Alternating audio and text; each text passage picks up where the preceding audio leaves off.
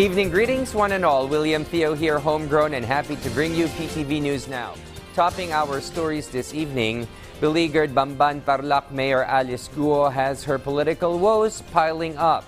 The latest and impending charge or set of raps to be filed fairly soon by the Comelec on election-related offenses. Comelec head honcho George Erwin Garcia earlier today said he needs to sit down with his legal department to sift through the pieces of evidence available to assure a credibly sound or even airtight case against Guo. This besides the much-awaited results or report of the Senate committee probing Alice Guo and Pogo operating illegally in the country, to include the quo warranto pleading to be filed by the Office of the Solicitor General versus Guo.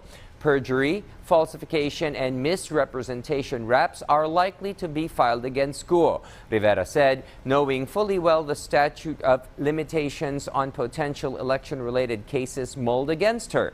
These potential election-related offenses were committed in the 2022 national and local polls, meaning Rivera and Comelec has a 5-year prescribed window of time or up to May 2027 to file cases against Guo, lest those charges turn null and void thereafter.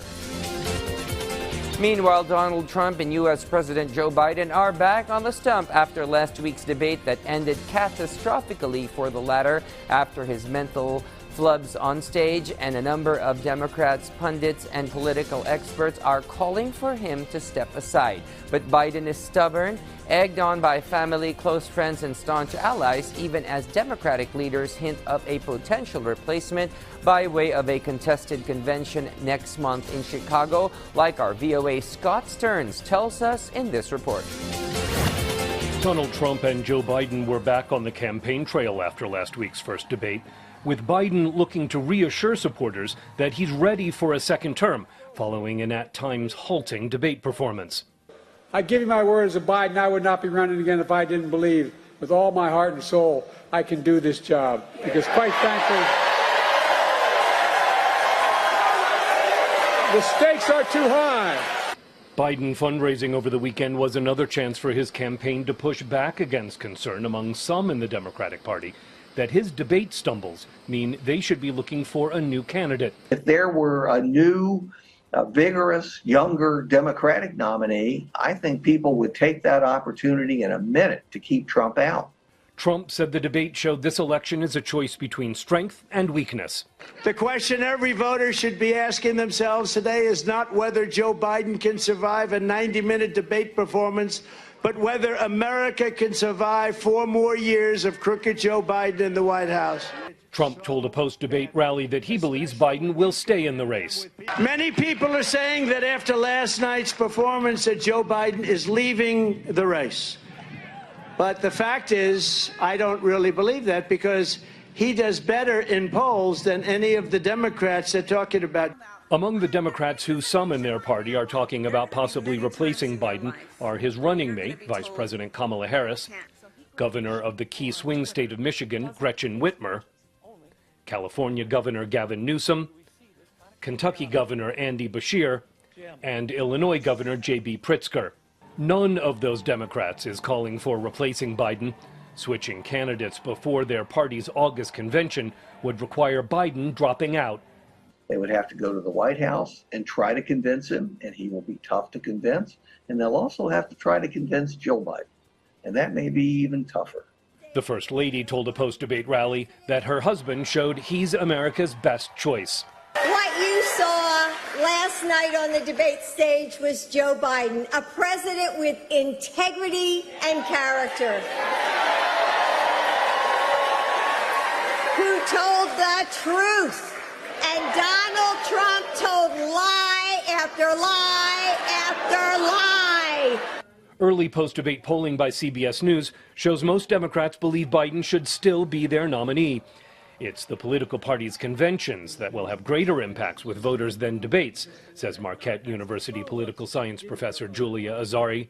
The sort of state-of-the-art research in political science about what sorts of events seem to drive vote intent and become increasingly sort of predictive of how people will vote in November. The conventions matter, but debates don't. The Biden campaign held a post-debate conference call with Democratic National Committee members about the coming convention. Some committee members on the call told the Associated Press that it was an overly rosy assessment of Biden's path to re-election and largely ignored criticism of his debate performance. Scott Stearns, VOA News. And right now we head to our Baguio City station and my colleague Ala Sunduan, who will get us up to speed on what's hot in the Cordilleras. Ala? Naimbag Arabi Pilipinas, panagmaymaysa para iti otonomiya. Dayta, tinayunay-unay iti panagrugi iti selebrasyon, ti 37th Cordillera Month iti Baguio City.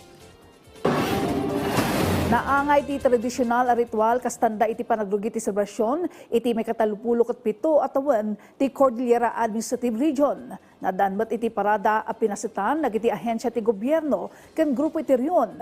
Kiddaw ni Presidential Assistant for Cordillera Administrative Region Assistant Secretary Antonio Tabora ti panagmaymaysa para iti panakagunod ti otonomiya.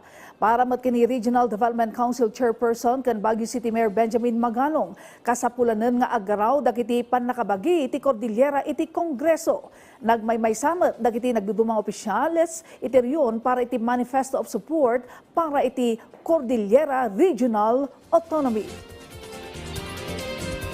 Sa tingin ko, kulang ang pagkakaisa. Yan ang motive ni Apo Presidente Bongbong Marcos, magkaisa. It's high time that magkaisa tayo para matanam natin ang tunay na autonomiya dito sa Cordillera. Majority of the Cordillera talagang supports the autonomous the autonomy natin, quest for autonomy.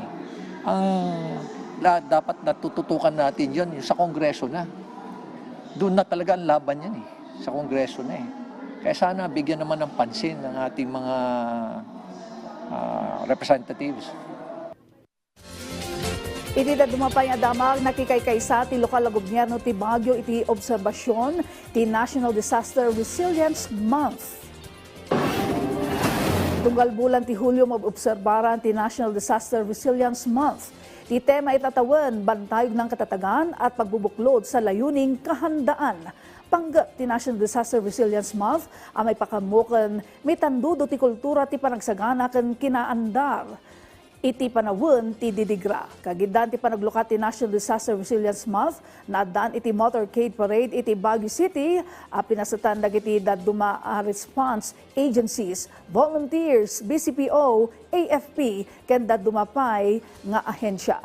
Iti flag raising ceremony, naipakamo dagiti aktibidad itaabulan. Magidjaya ti Baguio CDRRMO, iti basic life support training, first aid training, ken dadumapay. Ang next na activity namin, it will be on July 20. Meron po kaming roadshow, in a sense. Kasama ulit ang ating mga volunteers, mga offices, different offices. I-showcase po nila ang kanilang mga gamitan on how to respond and everything dito po sa may Malcolm Square. And similar to that, meron din kaming poster making contest. Kasama po namin ang DepEd. Sila po ang namili sa bawat mga paaralan, mga contestants to do the poster making contest. Dagiti damdamag, manipod ito'y PTV Cordillera, siya ni Ana Sunduan, Naimbag Arabi. And that is a wrap for tonight. Join us again tomorrow, same time, same location on your remote or browser. And remember to always stay connected while you catch the news right here. William Theo wishing all of you a cooler and more restful night ahead.